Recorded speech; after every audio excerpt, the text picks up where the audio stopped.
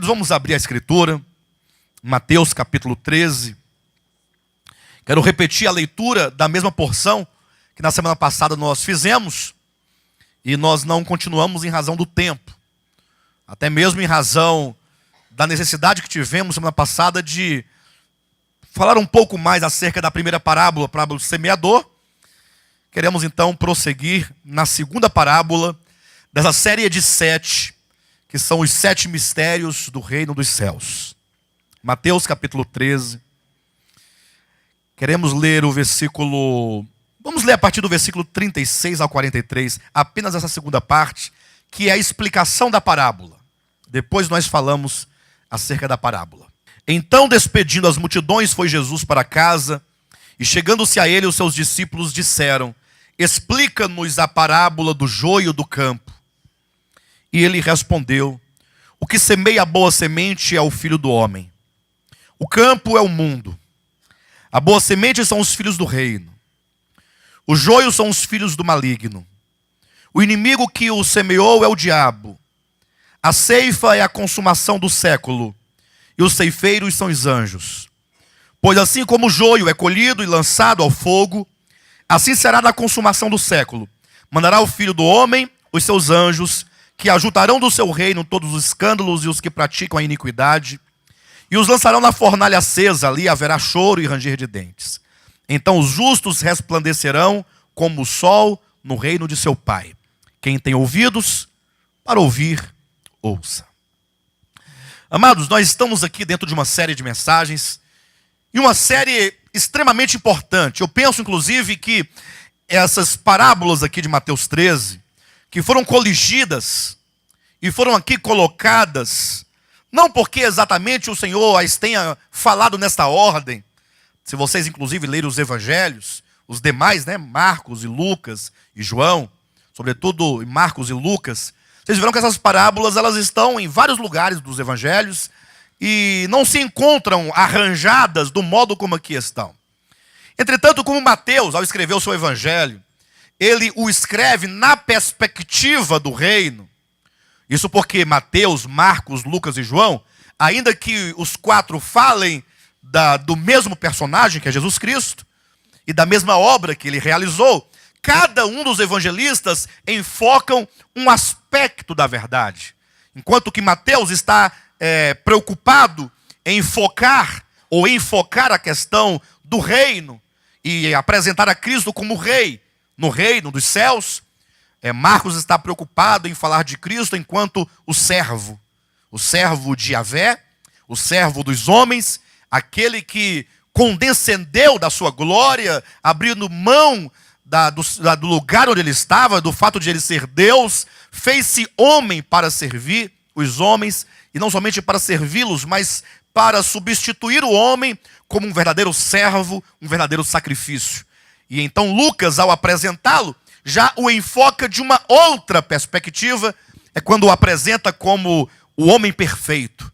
Vai demonstrar como que aquele homem Jesus é um homem pleno, que não se pode pensar em Jesus Cristo como sendo tão somente um espírito, ou uma áurea, ou alguma coisa, mas que é uma pessoa completa, um ser humano que foi gerado de carne e osso, sangue, e que de fato ele era um homem completo, ele era um homem perfeito, ele foi um homem perfeito, ao passo que João, no seu evangelho, já dá um quarto e último enfoque, apresentando o aspecto da sua divindade, demonstrando que Jesus é Deus. Então, cada evangelista aborda por uma perspectiva diferente. Mateus, que é o livro de que estamos tratando, dá a ênfase na questão do reino.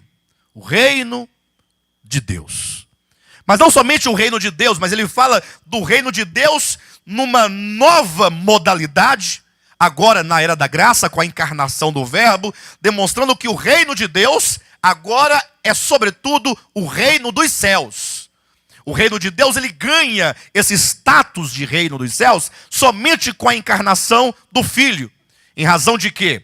Que agora o reino de Deus não será mais um reino com um caráter terreno, com relações com a terra, como era o povo de Israel. O povo de Israel, embora fosse o reino de Deus, ou pelo menos tivesse sobre os ombros o reino de Deus, eles tinham um território, uma terra, que diz a Bíblia que ia desde o Líbano até o rio Eufrates. Era um território mesmo, né, geopolítico. Ali havia um trono, havia governos, havia juízes, e havia uma religião estabelecida com um tanto de elementos terrenos. Ou seja, ainda que fossem um povo semi-espiritual, eles também eram semi-terreno.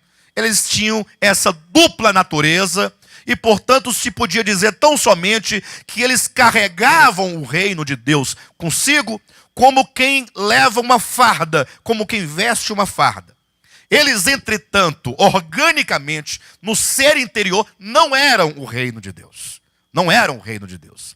Ao passo que quando chegamos ao Novo Testamento, com a encarnação do Verbo Eterno, agora o reino de Deus, ele vai se estabelecer pela igreja, agora numa natureza celestial. E este ponto, ele é fundamental para que possamos entender essa segunda parábola, que é a parábola do joio. Nós enfatizamos semana passada, eu quero apenas lembrar os irmãos, de que a parábola do semeador, a tônica da parábola do semeador, o que há de mais importante ali, além do fato de falar acerca dos diversos tipos de corações e de receptividade dos corações em relação à palavra, mas o que está ali pulsando, né? O que está ali evidente, e acredito que é o que há de mais importante na parábola, é o fato de demonstrar que agora o reino de Deus, ele é semeado dentro do coração. É uma questão orgânica. Irmãos, em nome de Jesus, eu quero que você procure entender isso. Pastor, mas qual é a importância dessa ênfase toda acerca da organicidade do reino de Deus, a respeito desse reino interior dentro do homem? Eu quero que você considere a partir da experiência humana. Talvez você não acredite muito na Escritura, eu penso. Talvez quando você lembra lá de Adão e Eva, no jardim, que fala daquela árvore, talvez você fique um pouco desconfiado dessas historinhas que o povo conta, tal. Mas, a despeito da incredulidade do texto, ou das pessoas em relação ao texto, há um fato que ninguém pode negar. Qual que é o fato? Que o registro de Gênesis fala da queda do homem. Fala do pecado que entrou para dentro do homem e o corrompeu organicamente, espírito, alma e corpo. Isso é um fato inegável, porque você percebe que a maldade, o mal habita o homem. O ser humano na terra, ele está se degradando. Observa que o problema nosso não são os sapos, e nem os mosquitos, e nem a vaca, e nem o cavalo, e nem o cachorro. Não há esse problema no nosso meio. Apesar que esses animais, a criação, eles estão sofrendo em consequência do pecado por causa da doença, da morte. Mas o grande mal é o homem. É o homem que tem inveja. É o homem que mata. É o homem que machuca. É o homem que fere. É o problema da maldade que está dentro do coração do homem. O que significa que o homem, ele tem um grave problema. E a despeito de todas as ciências, a despeito dos direitos humanos, a despeito da justiça, a despeito das leis, a despeito das muitas religiões, o homem não encontra uma solução para o seu problema. O seu problema não é de ordem financeira, não. O seu problema não é de ordem meramente social. O seu problema está no coração. É uma alma que não ama o seu próximo. É uma alma egoísta, não é a sua não, é a minha, é a sua, a de todos nós, a de todos os homens. Que precisam de uma cura. E essa cura não acontece meramente por uma roupa que você troca. E a religião, sobretudo a religião cristã evangélica, pelo menos no passado foi muito assim, queria mudar as pessoas, mudando os costumes, mudando as vestes, mudando os usos, mudando os costumes, colocando as pessoas para vestirem uma determinada roupa, para não cortarem o cabelo, para não usarem um batom, não calçarem um certo tipo de sapato, não pentearem o cabelo de certo modo, pensando que o problema do ser humano fosse simplesmente a roupa que ele veste, ou a comida que ele come, ou a bebida que ele bebe. E aí, depois de tantos anos, se vê a mesma condição, a maldade no coração dos homens. E, sobretudo, no coração dos cristãos. Do seu coração, do meu coração. É a experiência de vida. É por isso que, então, o Evangelho diz que a solução de Deus para o homem não somente é redimi-lo dos seus pecados, no sentido de perdoar os seus pecados. Quando Cristo morreu na cruz, é dito que o sangue de Cristo, do nosso substituto, é um sangue que nos purifica, que nos perdoa de todos os pecados. Você fala, glória a Deus, porque o sangue de Jesus me perdoa. Maravilha. Agora, a salvação de Deus não é apenas para perdoar os pecados. É para mudar a sua constituição. É para mudar a sua alma, minha alma, a nossa alma. E é por isso que nós devemos voltar o nosso olhar para o Evangelho, como quem procura redirecionar o nosso olhar, redirecionar o nosso coração, rever as nossas prioridades, rever a verdade de Deus, para que então nós possamos perceber. Quando diz na parábola do semeador que o semeador saiu a semear, ele coloca uma semente de vida da palavra do reino dentro do seu coração. E agora esse reino que está plantado, ele vai crescendo dentro de você. De todo modo, o primeiro ponto nessa série de 7 parábolas, o primeiro ponto que você tem que considerar é que o reino dos céus, ele é vivo, ele é orgânico. Todos aqueles cujos corações são como uma boa terra, no sentido da parábola, aqueles que ouviram a palavra e compreenderam no íntimo, porque Deus lhe deu ouvido para ouvir, Deus te deu capacidade espiritual de discernir a verdade. Se você creu neste evangelho, então você nasceu de novo. Você é nova criatura. Você tem um novo nascimento. Você agora é do céu. Igreja, portanto, é a reunião, no aspecto prático, de todos aqueles que nasceram de Deus. Então, o novo nascimento, ele é determinante. Mesmo Nicodemos, João capítulo 3, que era um religioso, e ele era um bom religioso. Mesmo Nicodemos, que era um mestre em Israel, um homem que era um homem da lei, um homem de uma moral e uma conduta elevada, um homem que vivia no templo em oração, em ensinamento da lei dos profetas. Mesmo Nicodemos, Jesus falou para ele, olha, se não nascer de novo, não pode entrar no reino de Deus.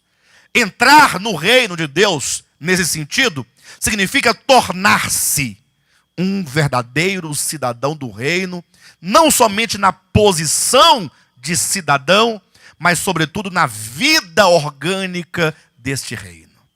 Esse é um ponto fundamental. A segunda parábola, o Senhor vai nos mostrando então o que sucede a isso. Se na primeira parábola, entenda isso, o Senhor ele gera a sua igreja, ele gera um grupo de pessoas que agora, inclusive na segunda parábola, nós veremos que foram transformadas em sementes. O Senhor vai demonstrando o que acontece, ou o que acontecerá, ou o que aconteceria ao longo da história da igreja. Primeiro ele gera a igreja. A igreja é gerada. Os verdadeiros filhos de Deus. Mas aí segue-se uma segunda parábola. E essa segunda parábola, ela é de uma gravidade que os irmãos não têm ideia. E infelizmente a maioria das pessoas ignoram essa parábola. Ou por mais que saibam da parábola, parece que a pessoa não para por um momento para refletir o que Jesus está ensinando, o que ele está revelando. Porque se um cristão parar para observar essa parábola e ele entender essa parábola, o que vai acontecer? Ele não mais será levado de um lado para o outro por qualquer vento de doutrina. Ele vai estar mais atento e ele vai ser mais responsável pela sua própria fé e pela sua própria vida espiritual. Jesus então contou a parábola do joio, está a partir do versículo 24, dizendo que o filho do homem saiu outra vez a semear. Imagine, primeira parábola, o semeador saiu a semear. Segunda parábola, versículo 24. Outra parábola lhes propôs, dizendo: o reino dos céus é semelhante a um homem que semeou boa semente no seu campo. Agora, novamente o semeador vai semear. Só que essa semeadura do semeador, ela é um tanto diferente da primeira parábola. Por quê? Porque na primeira parábola, o semeador tinha várias sementes em suas mãos. Ora, que semente era essa do semeador, conforme Mateus 13, 19? A semente era o quê? Era a palavra do reino. No caso, o homem era o alvo da semente. O coração do homem era a terra na qual a semente fora semeada. Na segunda parábola, é dito que um homem, ele semeou boa semente no seu campo. Leia agora o versículo 38, ou melhor, 37 comigo. O que semeia a boa semente é o Filho do Homem. Está falando de Cristo, portanto.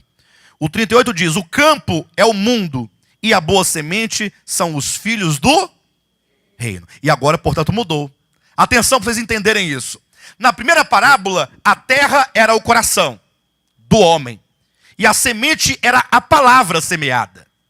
Uma vez essa semente entrou no meu coração e ela me regenerou, na segunda parábola é dito que a semente agora semeada não é mais a palavra do reino. Agora são os filhos do reino.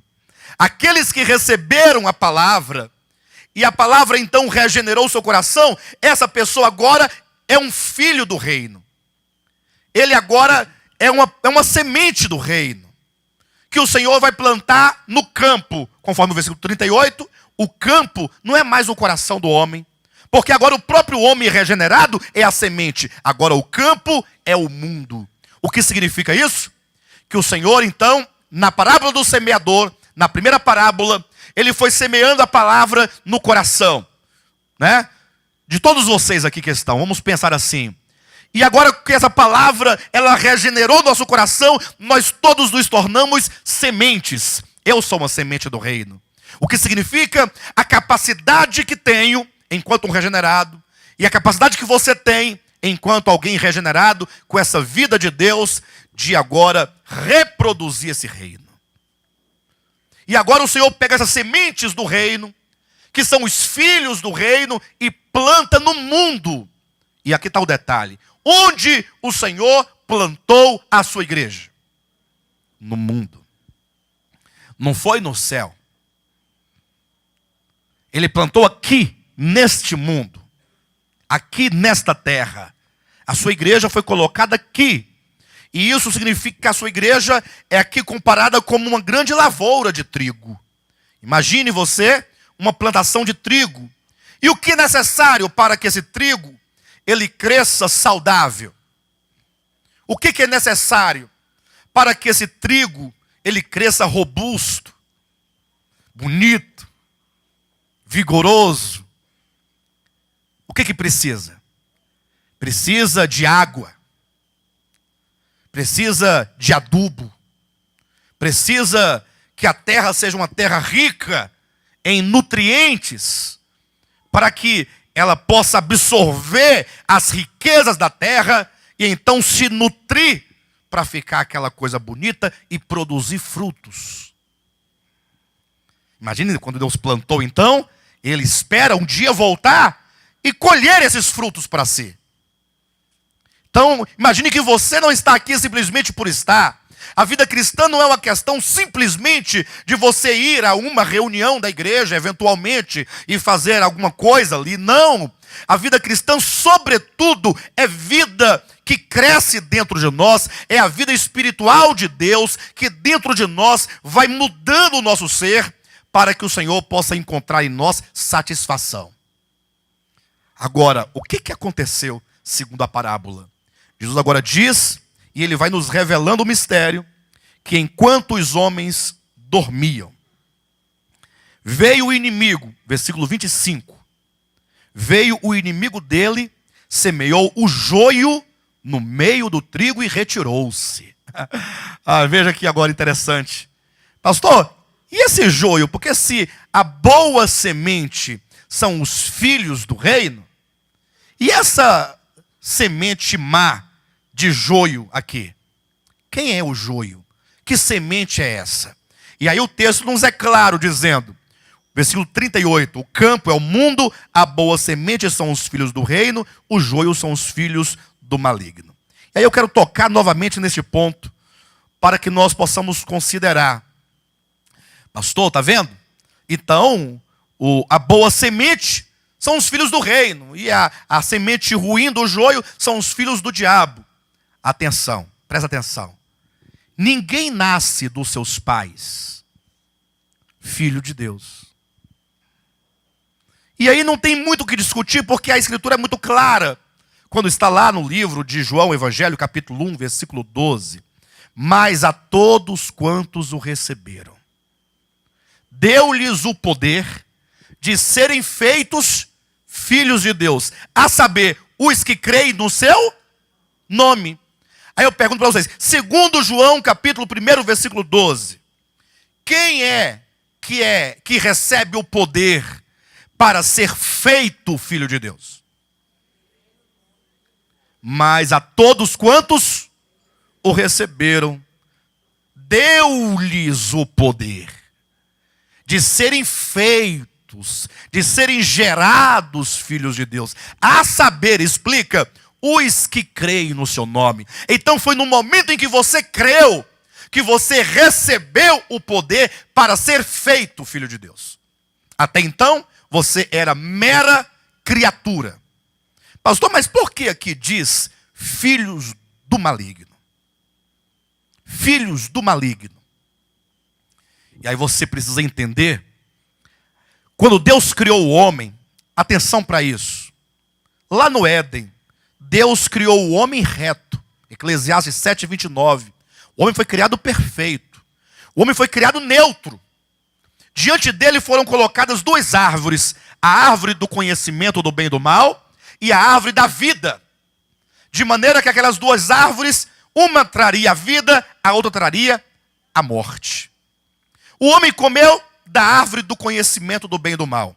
Irmãos, entenda que isso é apenas uma metáfora, mas para ilustrar uma verdade muito grande. Quando o homem comeu do fruto da árvore do conhecimento do bem e do mal, ele tomou para dentro de si os elementos daquele fruto espiritual. O elemento da natureza daquele fruto entrou para dentro do homem, e o homem foi constituído naquele momento da natureza daquele fruto. Antes de o homem comer daquele fruto, o pecado não havia dentro do homem, e a morte não havia dentro do homem. É por isso que a Bíblia diz que por um só homem entrou o pecado no mundo. E pelo pecado entrou o quê? A morte. Aí quando você lê em Romanos capítulo 7, quando o apóstolo Paulo vai mostrando ali a condição do homem, ele diz, olha, quando Deus mandou a lei, e a lei veio para revelar em mim algo que eu não sabia que eu tinha, logo eu percebi que em mim não habita bem nenhum. Ele diz, porque o querer o bem está em mim, não porém o efetuá-lo. Aí ele diz, e eu vejo então nos meus membros uma lei, que guerreando contra a lei do meu entendimento, me faz prisioneiro da lei do pecado e da morte que está nos meus membros. Ou seja, ele fala, o pecado, nesse caso, habita em mim. O que é o pecado que ele diz que habita no homem? O pecado é a natureza de rebelião do maligno. E a grande prova é uma prova fatal, porque ninguém pode desmentir o que eu vou falar aqui agora. Onde quer que nasça um ser humano, em qualquer lugar do mundo, em qualquer época do mundo, aquela criaturinha que nasce tão bonitinha, Gugu Dadá, fatalmente será um pecador na sua prática. Fatalmente. Todos já nascem pecadores em potencial, porque nascem com uma natureza de rebelião, nascem com uma natureza do pecado. Pastor, eu não acredito que exista o pecado. É um problema seu. Que dê o nome que você quiser, mas que tem uma natureza dentro do homem, e essa natureza é perversa, você não pode falar que é mentira. dentro do homem melhor do mundo, o que seja o mais bom, se é que eu posso falar dessa maneira. Existe uma natureza dentro dele. Fatalmente ele vai pecar. Já nascem gerados de uma semente do mal. Pastor, quando foi que o homem foi gerado da semente do mal? Porque o homem não nasce mal ou não nasce mal? Pessoal, olha para mim. O homem nasce mal? O homem é bom? Vocês conhecem algum homem bom? Não existe homem bom. Por que não existe homem bom? Romanos capítulo 7. O pecado habita. Você e eu, todos nós, em Adão, nós fomos gerados pela vida e pela natureza do maligno. Ela está aí. Aí um dia, como diz em Efésios capítulo 2, versículo 3, sendo nós todos filhos da ira. E aí eu quero que os irmãos abram também em Tito, rapidamente.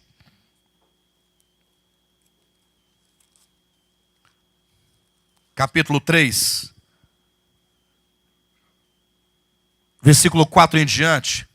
Em que, mais uma vez, o apóstolo Paulo vai nos mostrar a nossa condição. Quando nós nos convertemos, quando nós fomos salvos. Capítulo 3 de Tito. Pois nós também. Nós quem? Aqui no texto, imediatamente. Imediatamente. Quando Paulo diz, porque nós também. Vamos ler o versículo anterior. Para você entender quem é o nós. Ele diz assim, olha. Versículo 2. Não difame a ninguém, nem sejam altercadores, mas cordatos, dando provas de toda cortesia para com todos os homens. Pois nós também, outrora, éramos nécios. Nós aqui, ele quer dizer, nós, eu, Paulo, e vocês, para quem eu escrevo. A igreja, nós, outrora, também éramos nécios. Você tem capacidade de falar isso? Nós éramos nécios? Sim ou não? Pois nós também, outrora, éramos nécios, desobedientes. Nós éramos desobedientes? Desgarrados. Aí vem a palavrinha. Escravos de toda sorte de paixões e prazeres. Olha, escravos de toda sorte de paixões e prazeres. Essa era a nossa condição. Vivendo em malícia e inveja, odiosos e odiando-nos uns aos outros. Quando, porém, se manifestou o quê? A benignidade de Deus, nosso Salvador, e o seu amor para com todos. Não por obras de justiça praticadas por nós, mas segundo a sua misericórdia. Ele nos salvou mediante o lavar regenerador e renovador do Espírito que ele derramou sobre nós ricamente por meio de Jesus Cristo, nosso Salvador. O que ele está dizendo aqui? Mas Deus, em razão da sua misericórdia, em razão do seu amor, ele nos salvou. Então, se ele nos salvou, é porque nós não éramos. Nós estávamos numa condição como todos os homens hoje estão. Observe quando ele diz que nós também outrora éramos assim. Ele quer dizer, os homens do mundo são assim. E nós outrora também éramos assim. Outrora quando? Antes de sermos nós regenerados. Versículo 5. Pelo Espírito Santo. Então, no momento em que você creu no Evangelho, o que aconteceu? O Espírito Santo te regenerou. Você nasceu de Deus. E aí vem mais uma prova dessa natureza pecaminosa que gerou o homem quando caiu lá no pecado. Mesmo hoje, atenção, mesmo hoje, sendo você um filho de Deus, filho do reino, você não é filho do reino? Nasceu de Deus? Mesmo hoje, você ainda pode constatar que na sua carne habita ainda outra natureza. A natureza do pecado que está no nosso corpo. Por isso que o apóstolo Paulo fala de quê? de uma guerra entre a carne e o espírito. Diz que a carne milita contra o espírito contra a carne. São duas vidas. Você foi gerado duas vezes. 3 vezes. Você foi gerado com a vida pecaminosa do maligno em Adão. Foi gerado dos seus pais e foi gerado do Espírito Santo. Então você sofre uma luta. Essa luta de que Paulo fala em Gálatas capítulo 5, da carne e do espírito, são essas duas vidas batalhando. Batalhando pelo controle da sua alma, pelo controle do seu coração. Então, quando diz aqui na parábola do joio, que a boa semente são os filhos do reino, quer dizer que essa boa semente são aqueles da primeira parábola, que sendo como todos os outros, antes de receber o evangelho, um dia, ao receber a palavra, foram regenerados. Você nasceu de novo. E ao nascer de novo, então você é feito. Você é constituído filho de Deus. Ninguém nasce filho de Deus. Ninguém veio de outra era, de outra encarnação, de outro mundo filho de Deus. Você é feito filho de Deus no momento em que você crê. Tanto é verdade que a doutrina, essa verdade da regeneração, é uma doutrina própria do Novo Testamento. Ela nasce, surge no Novo Testamento com a morte e a ressurreição de Cristo. Portanto, a igreja, enquanto filhos de Deus regenerados, estão semeados no mundo. Mas aí, essa vida precisa crescer. Ou seja, você precisa ser tomado de toda a plenitude de Deus. Você precisa sofrer um processo de santificação, de transformação. Um processo que acontece mediante um constante julgamento de Deus sobre você. Deus vai te colocando em circunstâncias para você aprender a depender dEle, a buscar a sua presença, a buscar do seu espírito, para que Ele quebrante o teu coração, quebrante a sua natureza, e vai, então, controlando essa natureza pecaminosa que tem dentro de você, para que você cresça saudável e produza frutos para Ele. Entretanto, o que diz na parábola? Que o maligno, sabedor disso, ele não podendo impedir que você se fizesse um filho de Deus, não podendo impedir que você fosse gerado de Deus, não podendo impedir que o Senhor semeasse na terra a sua lavoura, o que o maligno fez? O que o diabo fez? O que o inimigo fez? Ele teve uma ideia. O que ele pensou? O que o diabo pensou? Falou, bem, se a igreja de Cristo precisa crescer saudável, recebendo todos os alimentos, nutrientes, a água da terra para crescer sadia, então eu vou semear no meio do trigo, no meio, entre eles. Eu vou semear o joio, isto é, os filhos do maligno, ou seja, aqueles que não nasceram de Deus. Eu vou semear homens no meio da igreja que não tem experiência de regeneração, não nasceram de Deus, portanto não têm o Espírito de Deus. Com qual objetivo? Para minar a fé dos filhos de Deus. Para poder tirar todo o alimento do povo de Deus, para que esse trigo ele cresça mirrado, ele cresça fraco. Para que ele não produza os frutos que o Senhor espera que se produza. Ele foi astuto.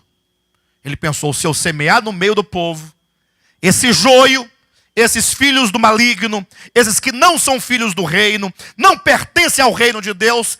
Ele falou, pastor, mas como é que pode ser uma pessoa que não é nascida de Deus no meio da igreja? Pastor, isso é inconcebível. E aí é onde está a grande revelação do mistério. Esse joio semeado no meio do trigo, na verdade, não é qualquer não filho de Deus. Não é qualquer pessoa não regenerada.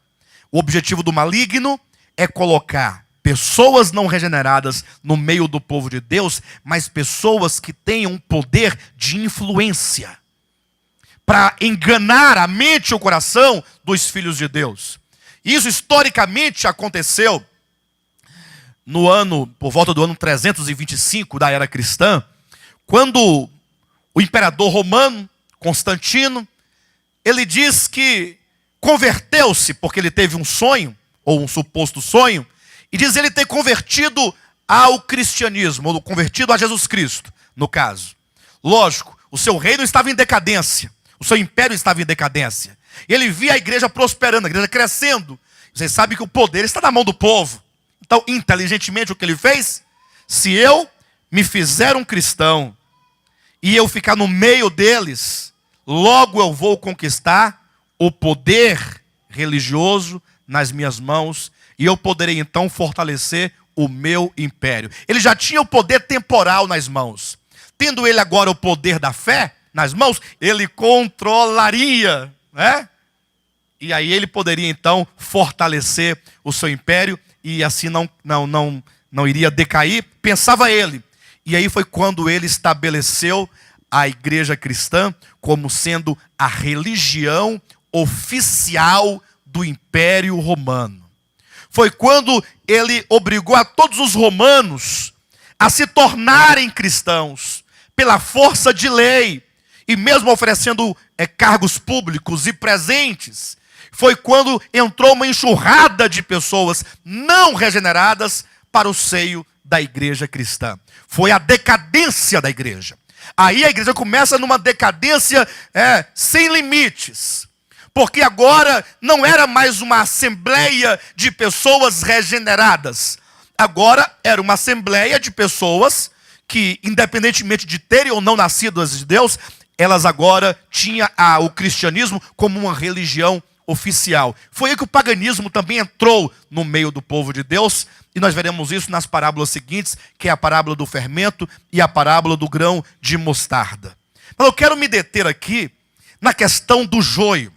Eu quero que você atente, porque a Escritura amplamente nos fala daqueles que se infiltram no meio do povo de Deus, e você olha para ele, e ele parece trigo. Quando o joio vai nascendo, ele parece trigo. E quando vai crescendo junto, parece trigo. Mas olha o que diz aqui na parábola, Mateus capítulo 13, versículo 26. Diz assim: e quando a erva cresceu e produziu fruto, apareceu também o joio. Quando é que o joio aparece? Quando cresce e dá fruto. Somente quando vem o fruto, somente quando vem o pendão, é que você vai saber que aquilo não é trigo. Ou seja, é possível que você discirna quem é filho de Deus e quem não é o filho de Deus. Quem é filho do reino e quem não é. Pastor, mas como é que eu posso discernir isso? Por meio do fruto. Até tem aquele texto, nós vamos ler daqui a pouquinho, que diz: pelos frutos os conhecereis. Lembra? Aí a pessoa fica tentando pelos frutos, deixa eu ver. Bem, esse aqui não bebe. Esse aqui não fuma. Esse aqui vive nos montes orando. Esse vive com a Bíblia debaixo do braço. Chega a estar toda suada a Bíblia dele. Aquelas folhas amarelas de suor, porque fica debaixo do braço. Ele é homem de oração. Ele é homem de jejum. É homem de Deus, porque vive orando pelas pessoas. Então, esses frutos são bons. A pessoa pensa: agora, aquele lá não, eu percebo que ele, tal, aí começa a apontar algumas coisas. Mas eu pergunto, quais são os frutos de que a Bíblia fala que identificam o joio? Você sabe quais são?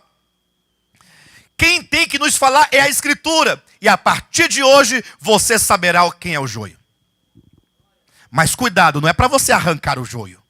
Porque não cabe a nenhum de nós arrancar o joio.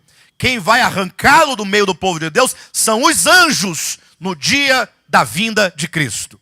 A separação do joio do trigo não é feita por nós, é feita por Jesus Cristo mediante os seus anjos, conforme está aqui no versículo 39 e 40, né? O inimigo que o semeou é o diabo, a ceifa é a consumação do século, os ceifeiros são os anjos. Pois assim como o joio é colhido e lançado ao fogo, assim será na consumação do século. Mandará o Filho do Homem os seus anjos, que ajuntarão do seu reino todos os escândalos e os que praticam iniquidade, e os lançarão na fornalha acesa. Ali haverá choro e ranger de dentes. E aqui no 41, logo nós percebemos algo interessante. Mandará o Filho do Homem os seus anjos, que ajuntarão do seu reino o joio. Perfeito? Sim ou não? Ele não vai separar, não é o joio do trigo? Só que de repente no versículo 40, quando Cristo já está trazendo a explicação da parábola, ele já não mais fala joio. Ele agora já dá uma característica do joio. Porque agora ele está migrando da parábola para os fatos proféticos. E aí ele diz: mandará o Filho do Homem e os seus anjos, que ajuntarão do seu reino. Quem é o joio? Todos os escândalos e os que praticam a iniquidade. Então o fruto do joio é a prática da iniquidade. O fruto do joio é a prática da iniquidade. Pastor, você não disse nada. Porque para mim, prática da iniquidade é a mesma coisa do que eu pensava antes. Então vamos para o texto de Mateus capítulo 7, que lá vai falar o que é a prática da iniquidade. E aí vai ficar bem mais fácil. Mateus capítulo 7, eu quero ler a partir do versículo 15, em que Cristo começa aqui a nos apresentar de maneira, mais clara, falando acerca destes que o diabo semeia no meio do povo de Deus. Quando você sair daqui essa manhã, que você começar a olhar a igreja de Cristo, chegar em casa, você vai ligar a televisão, aqueles canais onde tem os cultos, onde tem as campanhas, você começa a observar. Não é para você sair julgando as pessoas, você tem que julgar o fruto, apenas o fruto. Vá observando, para que você possa crescer sadio na fé. Capítulo 7, versículo 15 diz assim: acautelai-vos dos falsos profetas, que se vos apresentam disfarçados em ovelhas, mas por dentro são lobos roubadores. E aqui vem uma advertência. Pastor, nós não podemos arrancar o joio. Não está dito, pastor, então deixa o joio quieto. Não mexe com o joio. São os anjos que vão tirá-los do meio da igreja. Não, sim, no caso de arrancar, nós não podemos arrancar. Mas você pode discernir quando vir nascer o fruto, não pode? E ao ver então o fruto, é dito: acautelai-vos. Cuidado, diz a Escritura, com os falsos profetas. Cuidado. Porque os falsos profetas, diz a Escritura, eles se vos apresentam disfarçados em ovelhas. Irmãos, como é que se disfarça de ovelha? Me fala. Como é que se disfarça de ovelha? Veste uma roupa de lã. Ovelha não tem lã? Tem que vestir roupinha de lã. Na verdade é dito que eles por dentro são lobos roubadores. E quando diz que eles se vos apresentam disfarçados de ovelhas, mas por dentro são lobos, está se referindo à aparência exterior e à natureza interior. Porque a natureza interior dos filhos do reino é uma natureza celestial. Nasceram de Deus, mas esses não nasceram de Deus, são lobos. Em natureza são homens perversos, são homens maus, que o diabo colocou intencionalmente no meio do povo de Deus. Só que se entrar um lobão aqui, todo mundo vai saber que o lobão está entrando, porque ele tem dentes afiados, ele tem a cara feia,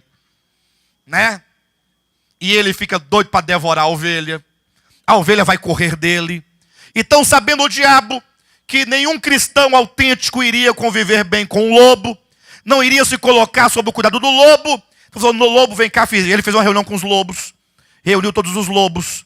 Os falsos profetas falaram: vocês têm que tomar um cuidado para que vocês pareçam o máximo exteriormente com uma ovelha. Coloca uma roupa de ovelha. Como é que coloca a roupa de ovelha, irmãos? Um terno e um paletó.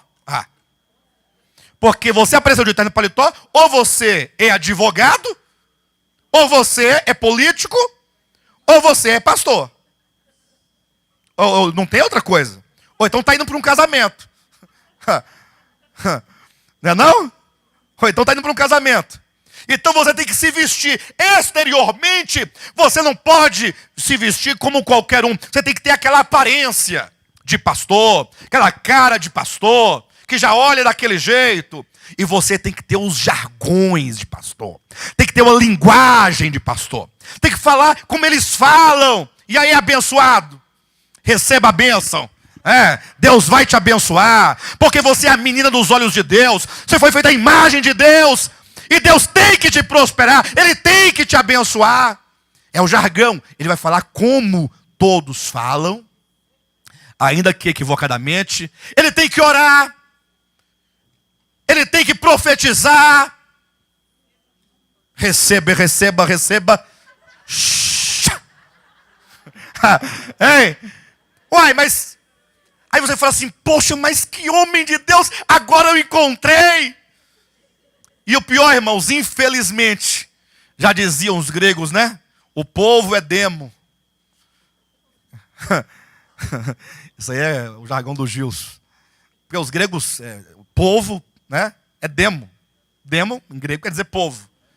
O povo é povo. Pastor, o que é povo? É povo. Deixem de ser povo. Povo. Pastor, como é que você deixa de ser povo? Olha, começa a assumir a sua vida. Para de viver essa vida de só consegue ser guiado pelas pessoas.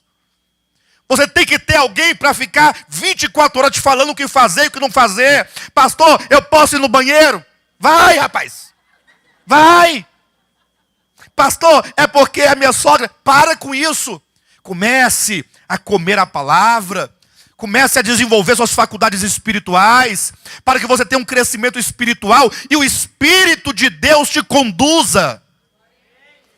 Mas sabendo o joio que o povo é povo, o povo fica tudo aos pés do joio, tudo aos pés dos lobos. Pastor, mas para que servem então os pastores? Se não é para a gente ficar 24 horas perturbando ele, para ele me dar uma direção na minha vida. Pastores são ovelhas como qualquer um. São ovelhas. Mas é uma ovelha a quem Deus incumbiu, como se fosse um irmão mais velho, para ajudar. Eu estou aqui ajudando agora. É apenas uma ajuda. Um direcionamento coletivo. Pastor não serve para fiscalizar a vida de ninguém. E nem para ficar perseguindo as pessoas. O que você está fazendo? Onde é que você está? Vou te excluir. Não é isso. Pastor é para ajudar. E na medida que você vai crescendo, você também vai ajudando os mais novos. Aí é uma ajuda mútua.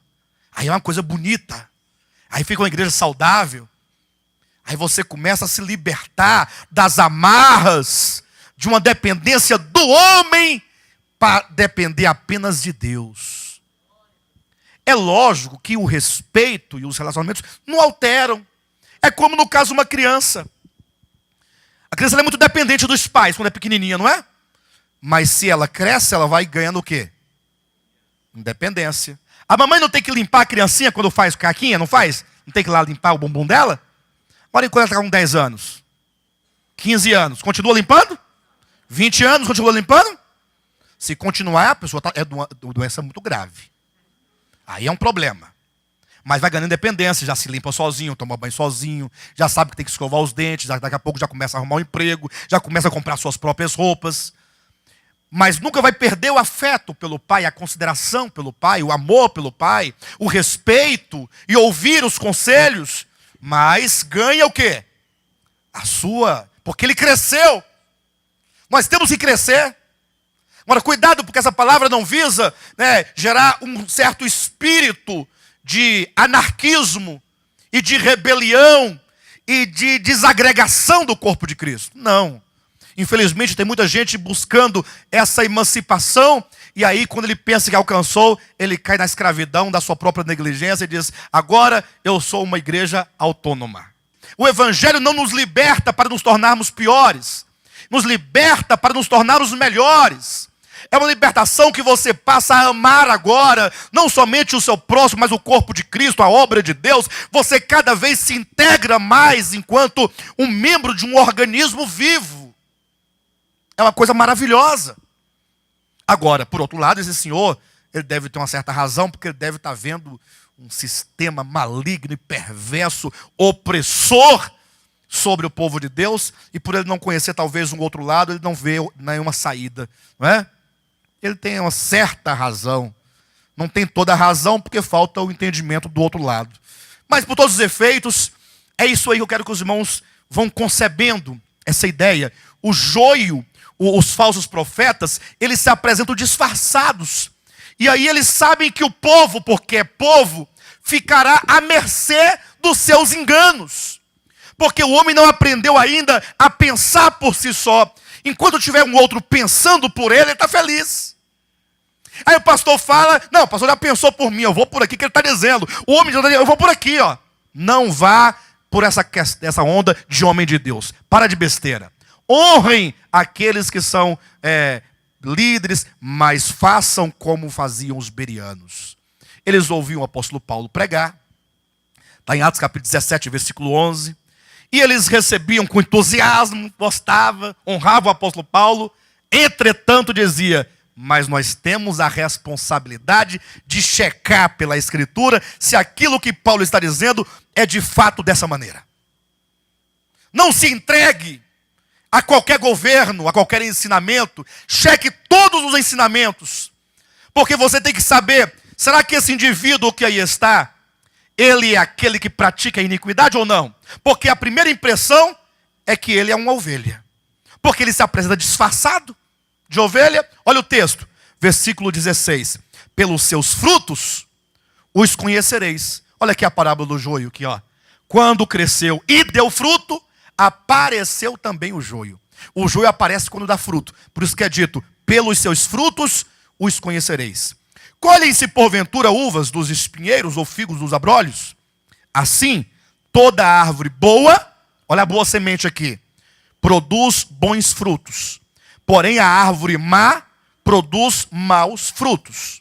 Aqui fala da semente boa, que vai produzir bons frutos. Da semente má, que vai produzir maus frutos. Mas até agora não falou nada de concreto, mas fala apenas de maus frutos, bons frutos. Pelos frutos você vai conhecer. Mas vamos continuar o texto. Versículo 19. Toda árvore que não produz bom fruto é cortada e lançada ao fogo.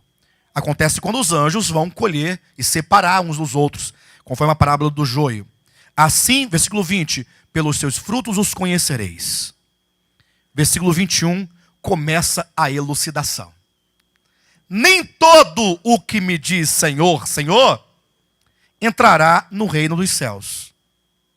Ou seja, não é pelo fato de alguém que está dizendo, o Senhor é maravilhoso, o Senhor vai curar, colocar uma placa aqui, ó, Jesus Cristo é o Senhor. Quer dizer alguma coisa? Não quer dizer nada. Parece que sim, poxa, se Jesus é o Senhor, então, mas observa, nem todo aquele que diz, Senhor, Senhor, labastéria manaia. Vai entendendo. Nem todo que diz entrará no reino dos céus. Mas aquele que faz a vontade do meu Pai que está nos céus. Aí que começa uma separação. Uma coisa é você ficar orando, ficar dizendo Senhor, falando em língua. Outra coisa é fazer a vontade do Pai Celestial. E aí, pastor, como é que eu vou saber a vontade do Pai Celestial? Você tem nas suas mãos o Novo Testamento. Comece a ler as epístolas. Comece a ler o livro de Romanos, Efésios, Colossenses, Gálatas, Hebreus. E logo você vai saber qual é a vontade do seu Pai Celestial. Basta você ler as Escrituras. Agora, o problema é que nós, erroneamente e neciamente, entregamos ao domínio dos líderes o ler a Escritura. As pessoas não leem, elas não pesquisam, elas não consultam, elas não estudam. Fica apenas ouvindo e dizendo sim e amém. Sim e amém. E não leem as Escrituras. E o lobão está aí, ó, comendo as carnes, a lã da ovelha. Você está morrendo. E o lobo está gordo. E você dizendo sim e amém. Sim e amém. Sim e amém. Olha o texto. Nem todo o que me diz Senhor, Senhor, entrará no reino dos céus. Em outras palavras, não vai nessa onda de meras palavras ditas bonitas. Até porque aqui diz assim, olha, nem todo o que diz, ou que me diz Senhor, Senhor. Diferentemente do que está em 1 Coríntios, capítulo 12, versículo 3. O que diz lá em 1 Coríntios 12, 3? O que diz lá? Ninguém pode dizer Senhor Jesus, se não for pelo Espírito. Pastor, agora complicou. Porque aqui diz, ó, nem todo o que me diz entrará. Lá diz que ninguém pode dizer se não for pelo Espírito. Aí é que está o grande detalhe. Romanos capítulo 10, versículo 9 diz, todo aquele que invocar o nome do Senhor será salvo. Pastor, piorou, ficou tudo a mesma coisa para mim.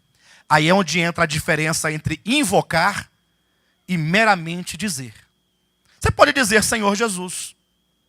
Você pode até contar uma piada falando tais palavras, Senhor Jesus. É diferente de você invocá-lo do seu coração. Esses aqui, eles apenas dizem Senhor Jesus. É apenas o falar, são apenas palavras. Não existe um rogo, um clamor do seu coração. Então diz que nem todos aqueles que dizem Senhor, Senhor entrarão no reino dos céus, mas aquele que faz a vontade do Pai Celestial. Versículo 22 diz, muitos naquele dia hão de dizer-me, Senhor, Senhor, porventura não temos nós profetizado em teu nome? Hein? O que eles faziam aqui? Em nome de Jesus? Naquele dia muitos me dirão, não são poucos não, muitos dirão, mas Senhor, esses falsos profetas, porque o contexto aqui são os falsos profetas, eles são tão astutos que eles enganaram a vida toda. Quando vem Cristo, quer enganar Jesus também. Mas Senhor, Senhor, todo mundo lembra, nós profetizamos no teu nome, Senhor. Quer dar balão até em Jesus agora. Hein? Não, até em Jesus enganou o povo a vida toda, agora quer enganar Jesus Cristo. Porventura não temos nós profetizado em teu nome? Em teu nome não expelimos demônios? E em teu nome não fizemos muitos milagres? Pastor, então você quer dizer que os falsos profetas, que se apresentam disfarçados em ovelhas, mas por dentro são lobos, eles profetizam? Eles dizem Senhor, Senhor? Eles realizam muitos milagres? Eles expulsam demônios? Qual que é a resposta de Cristo para eles? Versículo 23. Então lhes direi explicitamente. Explicitamente pode ser traduzido numa linguagem coloquial e do vulgo. Lhe direi na cara. Vou dizer na cara deles. Não vou mandar ninguém dizer, nem vou falar por parábolas, nem com palavras eufemísticas. Não, vou falar direto. Na lata. Ó, vou falar na lata. É como se traduz o sentido para o coloquial, para o vulgo. Então lhes direi na lata. Lhes direi explicitamente, nunca vos conheci. Por que ele diz aqui, nesse texto, nunca vos conheci? Porque eles disseram, Senhor, no teu nome nós profetizamos.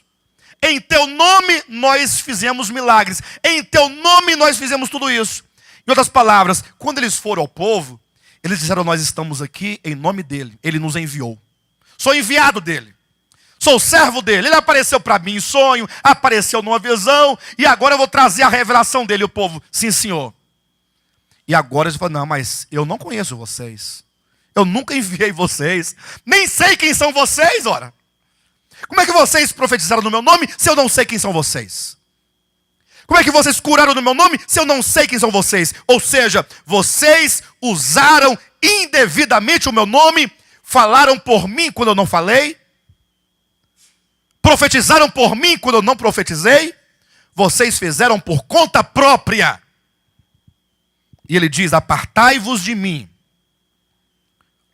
vós, os que praticais o quê?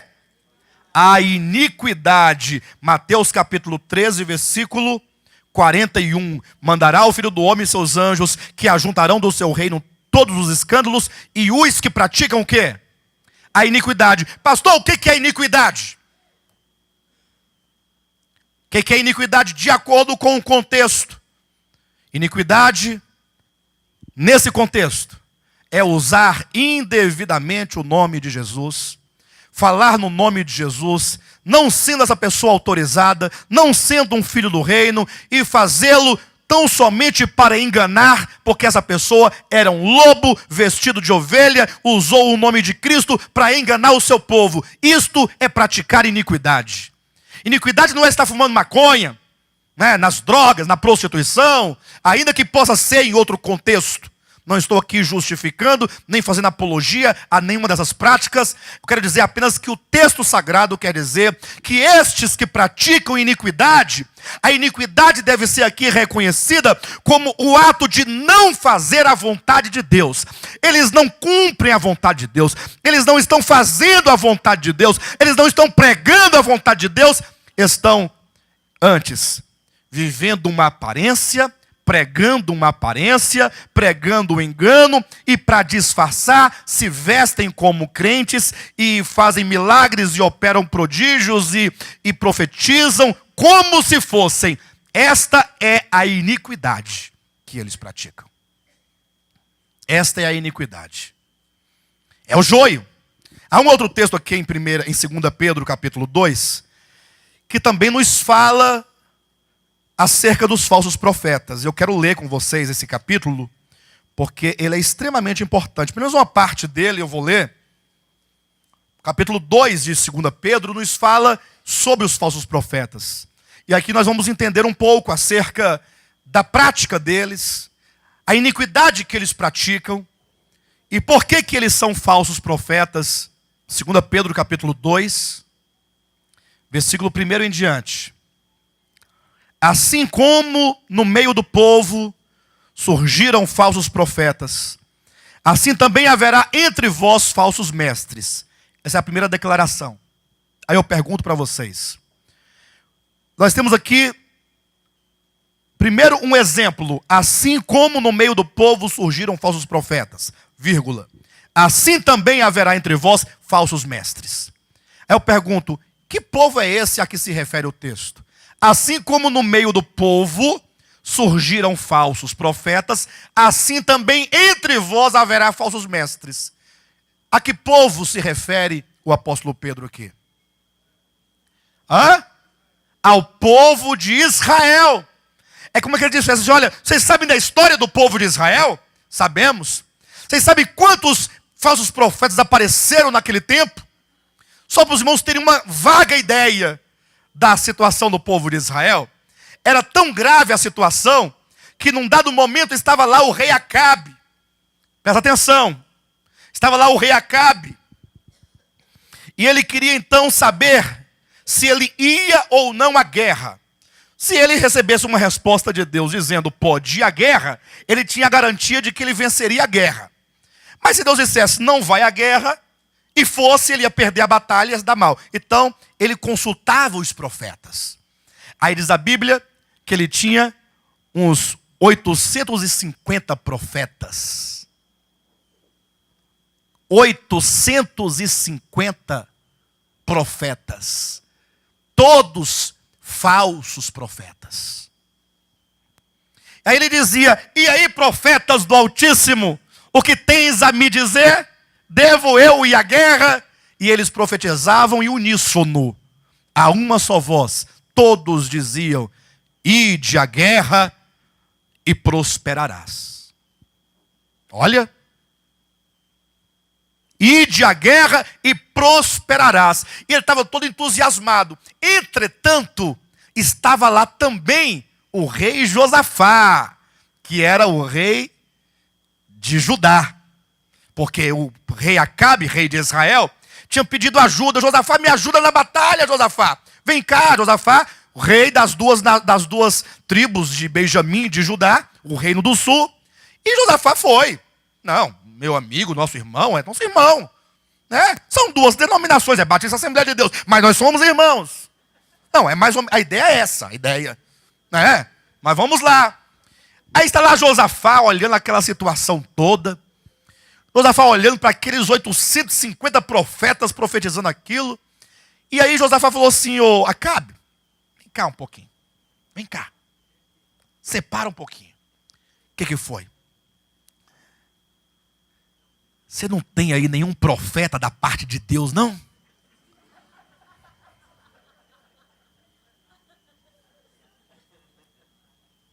Vocês estão rindo? Mas isso é extremamente grave. O rei de Israel, o rei do povo de Deus, do Antigo Testamento, se consultando com 850 falsos profetas, da parte do cão.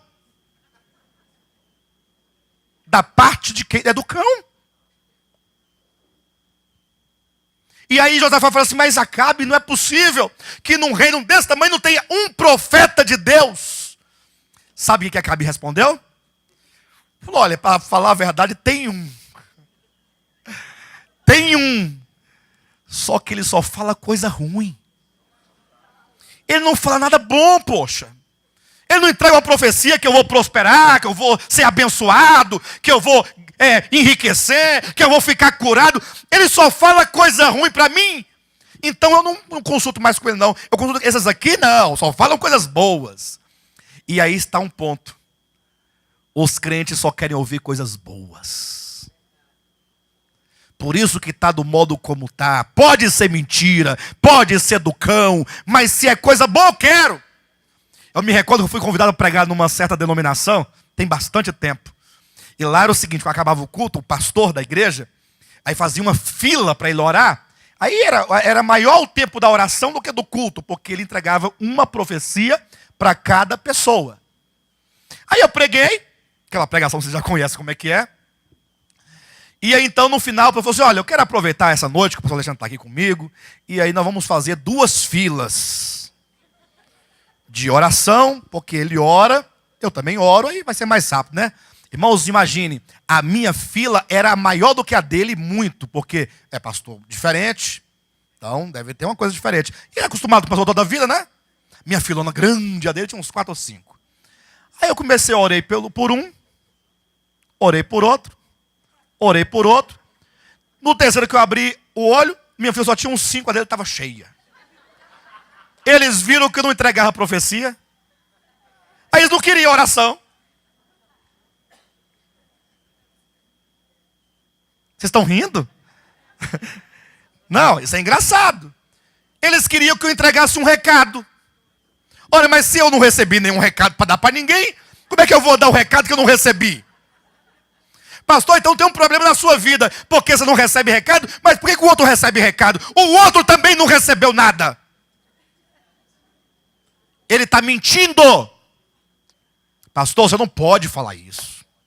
Você não pode, porque vai que Deus está falando. Não está falando. Sabe por que não está? Porque você imagine Deus comprometido com a sua palavra, com seu propósito eterno. Se ele tem alguma coisa para falar, ele vai dizer qualquer coisa menos isso aqui? Gente, pelo amor de Deus, abra os seus olhos em nome de Jesus Cristo. Tudo bem que se Deus quiser dar uma chave para alguém, que ele dê a chave. Nada contra nenhuma chave. O problema é que eu não posso conceber a ideia de Deus falar qualquer coisa menos a sua palavra. Não dá certo. Ou então essa palavra não é dele.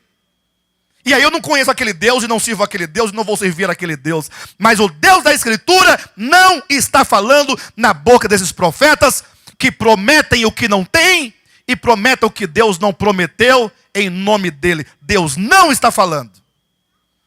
Aí para poder resolver o problema, você quer ver um detalhe? Manda chamar lá o profeta. Aí mandou chamar o profeta de Deus, Micaías. Aí quando Micaías chegou, Micaías usou de uma estratégia. Aí quando o indivíduo foi buscar Micaías, falou assim, ó, abraçou Micaías e falou assim: Micaías, no ouvido dele bem baixinho: cuidado com o que você vai falar para o rei. Presta atenção. Não vai falar bobagem. Aí Micaías falou assim: não, deixa comigo. Aí olha a situação, hein? Aí Acabe falou assim: o que tu tens para me falar? Aí Micaías olhou para ele, olha a estratégia de Micaías, falou assim: vai à guerra e prosperarás. Sabe o que Acabe falou? Eu não te falei para você me falar a verdade? Ou seja, ele sabia. Ele sabia que aquela não era a palavra de Deus que os outros estavam falando, mas estava gostando de ouvir. Foi quando Micaías falou assim: calma, a palavra de Deus é esta. Eu vi os céus abertos, e eu vi Deus sentado no seu trono, e todo o exército de Deus que estava à sua direita e à sua esquerda. Quando então Deus perguntou a esse exército: quem descerá e enganará a Acabe? Deus perguntou: quem descerá e enganará a Acabe? E eu vi Acabe quando surgiu um espírito mentiroso, certamente caído, né? No meio do povo, no meio daquele exército de seres espirituais, e disse para Yahvé: eu o enganarei. E Deus perguntou: como tu o enganarás? Ele disse: eu descerei, e estava ali os 850 profetas, e serei espírito mentiroso na boca de todos esses profetas. E Deus disse: vai e prosperarás. Aqueles 850 estavam possuídos por um espírito mentiroso para enganar Acabe.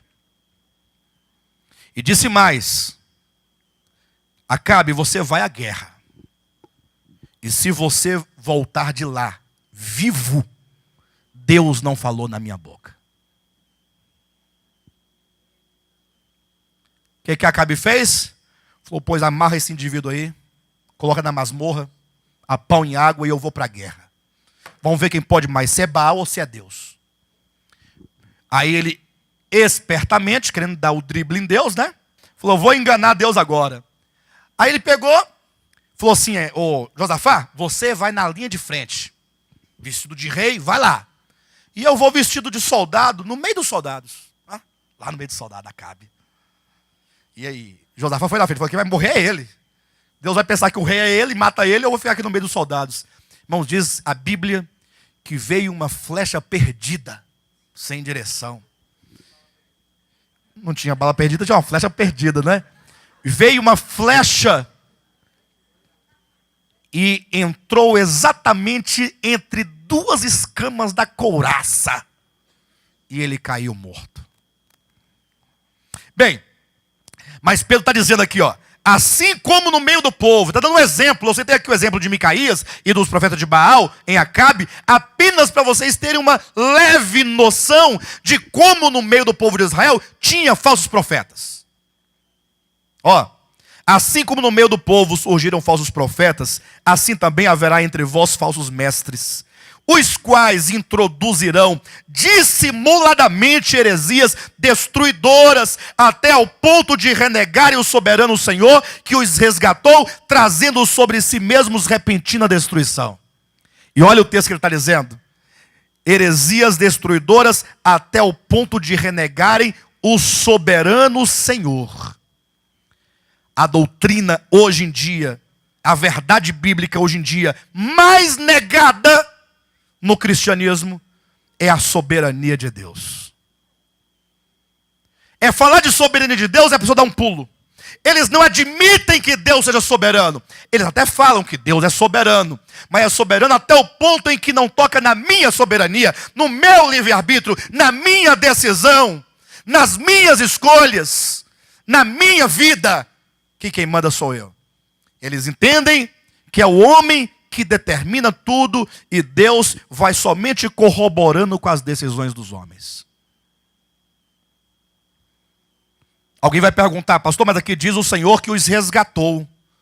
É porque a morte de Cristo não é um resgate apenas dos salvos. A morte é um resgate não somente dos homens como um todo, mas sobretudo também de todo esse universo no qual nós estamos caídos. A morte de Cristo redimiu e trouxe de volta, comprou de volta todo esse mundo caído, para que, sendo agora dele, uma vez resgatado pelo seu sangue, ele possa conceder vida eterna àqueles a quem ele quer, tanto quanto trazer juízos sobre aqueles que, sendo dele, porque foram resgatados, então ele pode também trazer juízo sobre as suas vidas. Versículo 2 diz: e muitos, olha, Gente do céu, em nome de Jesus, pelo amor, abra seus olhos. Primeiro é dito que surgiriam falsos mestres, que introduziriam heresias destruidoras.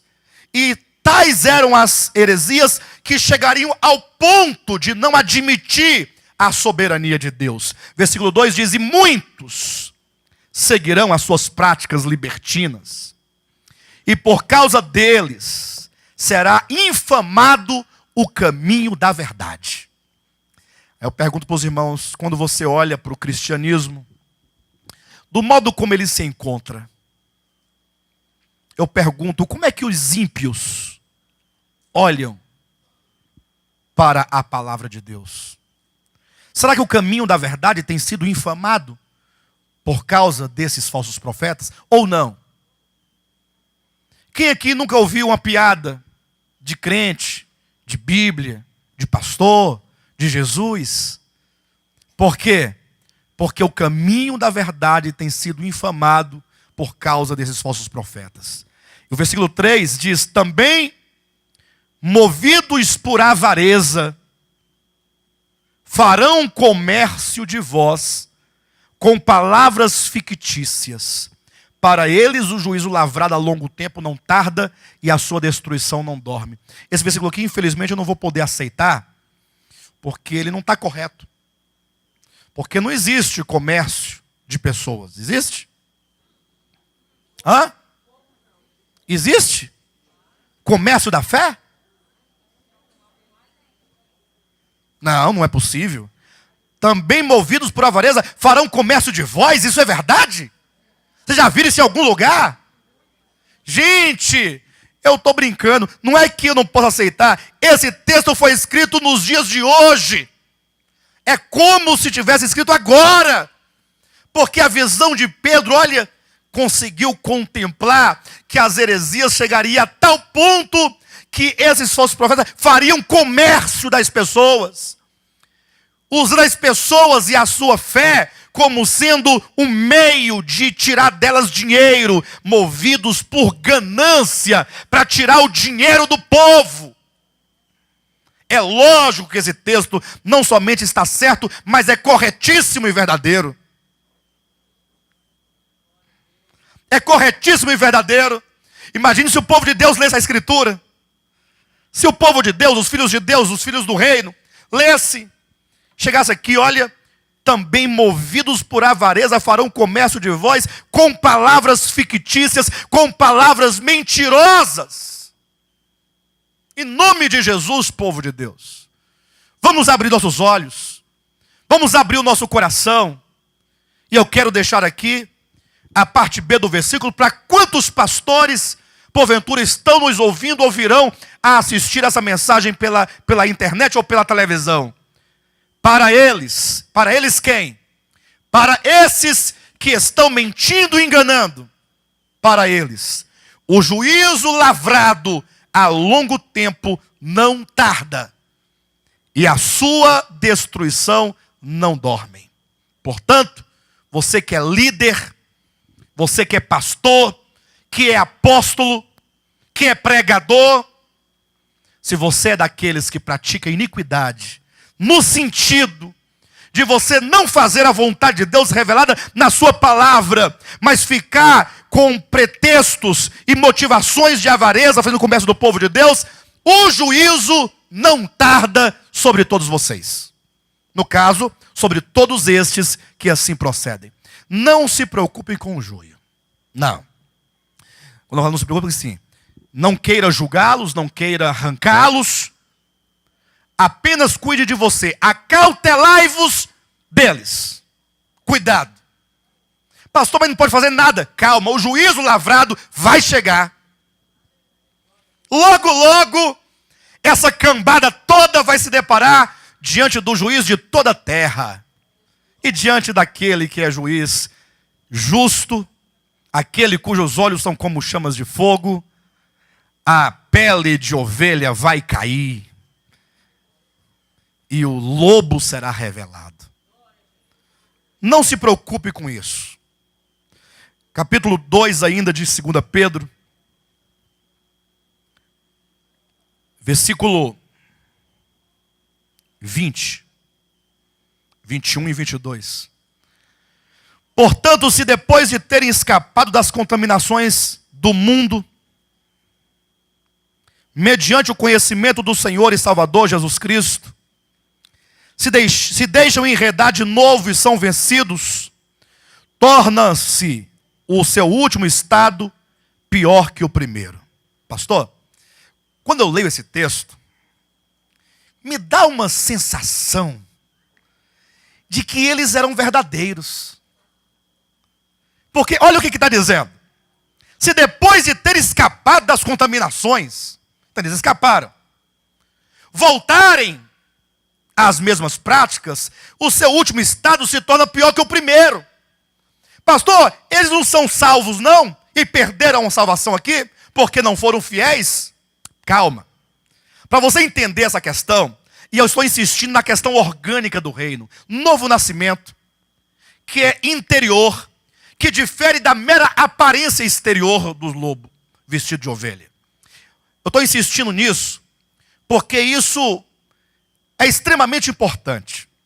Quando eu leio esse versículo 20, eu não tenho como deixar de me lembrar do texto de Mateus capítulo 12, em que nos mostra quando Jesus liberta um homem do espírito imundo que havia nele.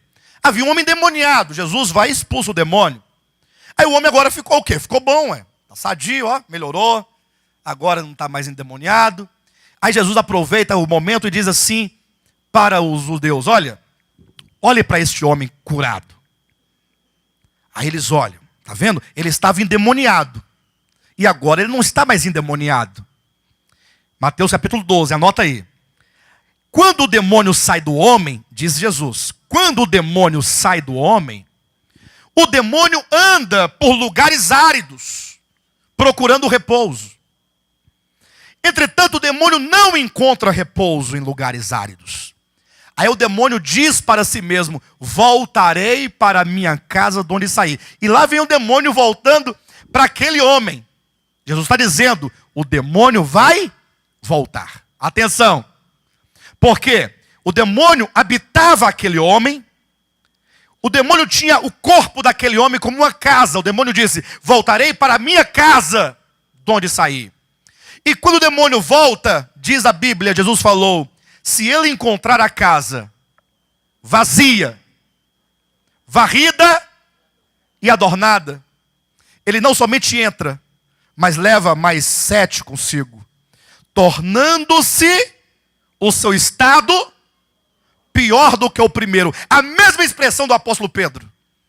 Pastor, mas aquele homem foi liberto do espírito imundo, ele não foi salvo? Não, porque o processo de salvação tem 2 lados. Primeiro, você se liberta, se for o caso, dos demônios que habitam o corpo. Mas aqui é só o primeiro passo. Qual é o segundo? Agora essa casa está vazia e ela tem que ser preenchida com Jesus Cristo. Jesus tem que entrar na sua vida. Se ele entrar na sua vida, ele ocupa essa casa. E o demônio, ao voltar e querer entrar, ele não encontrará a casa vazia.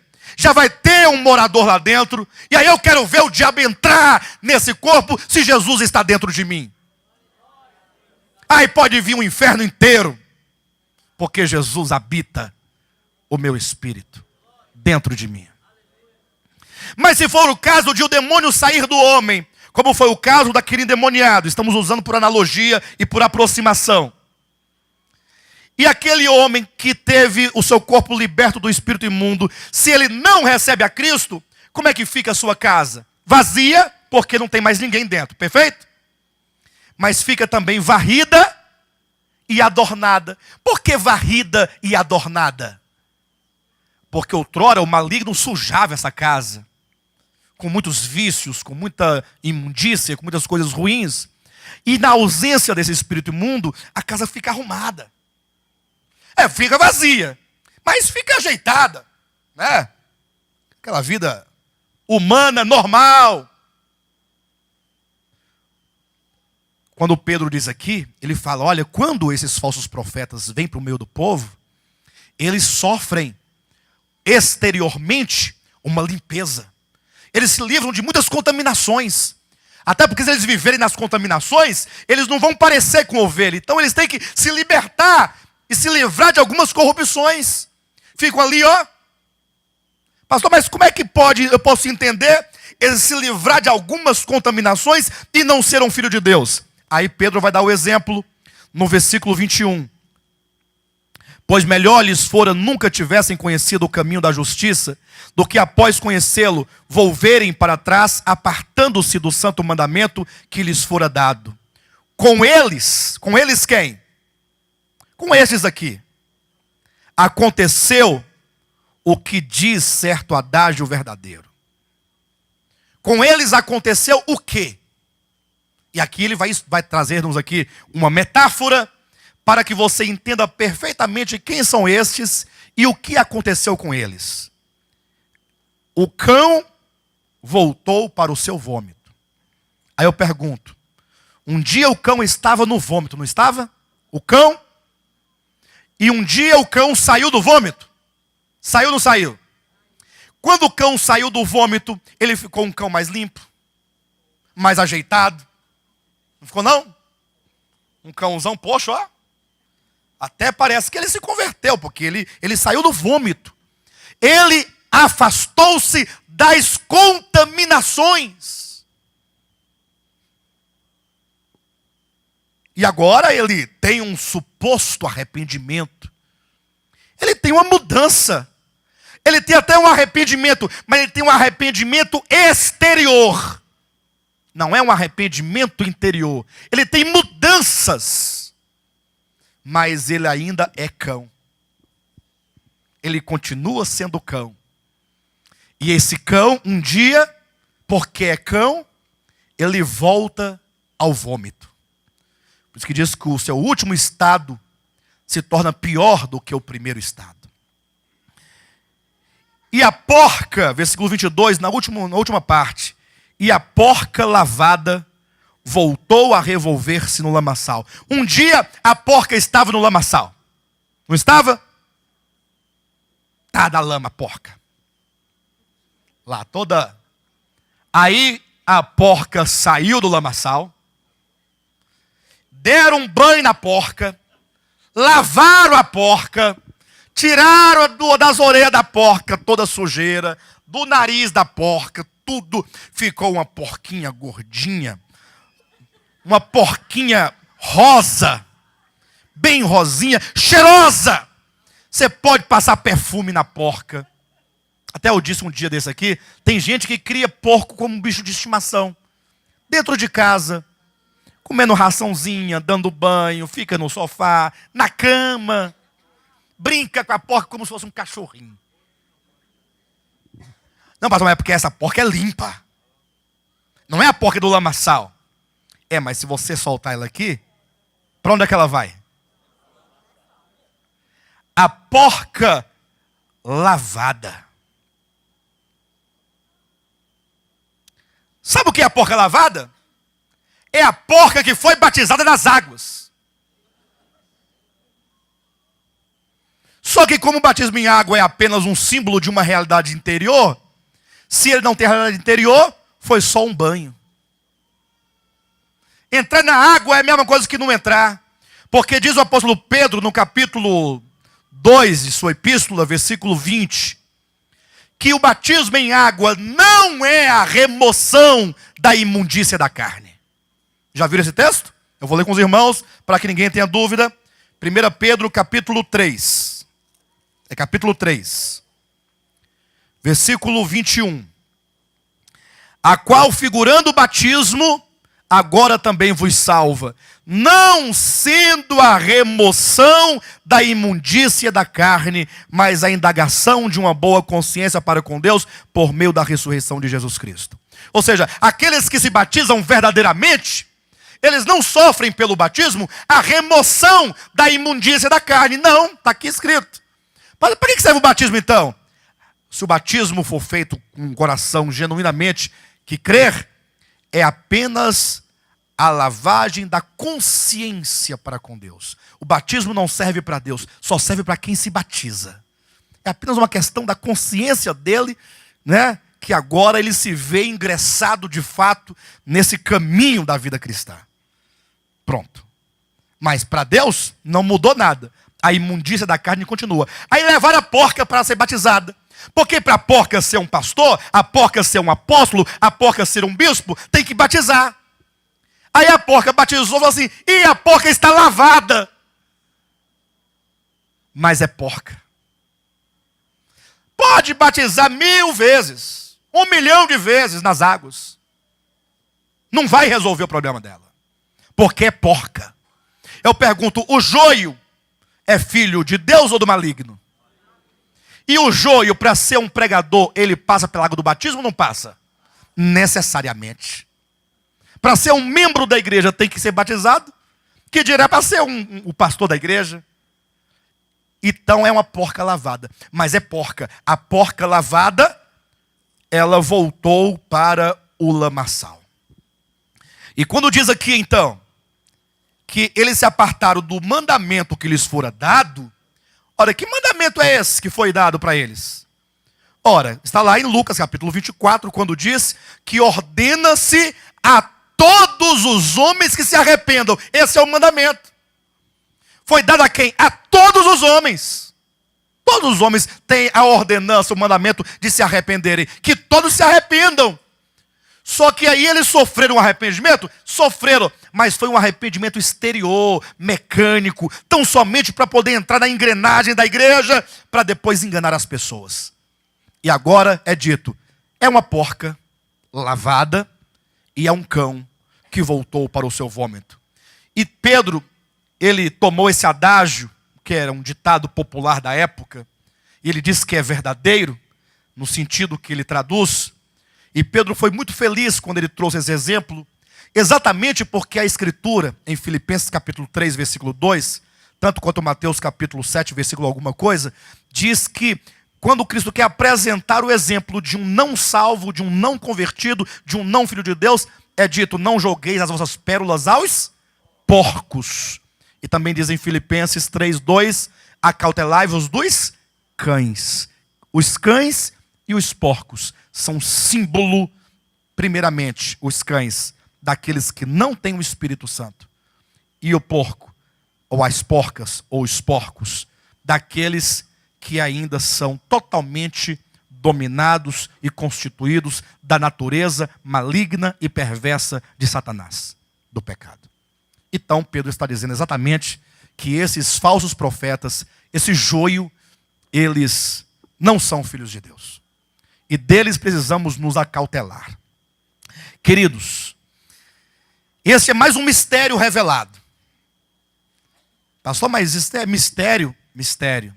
Para alguém conseguir perceber o joio e identificá-lo e dele se acautelar, é preciso que os olhos do coração sejam abertos. Do contrário, é por isso que há tantas pessoas hoje em dia ainda presas nas garras do engano dos falsos profetas, porque não tiveram a revelação deste mistério.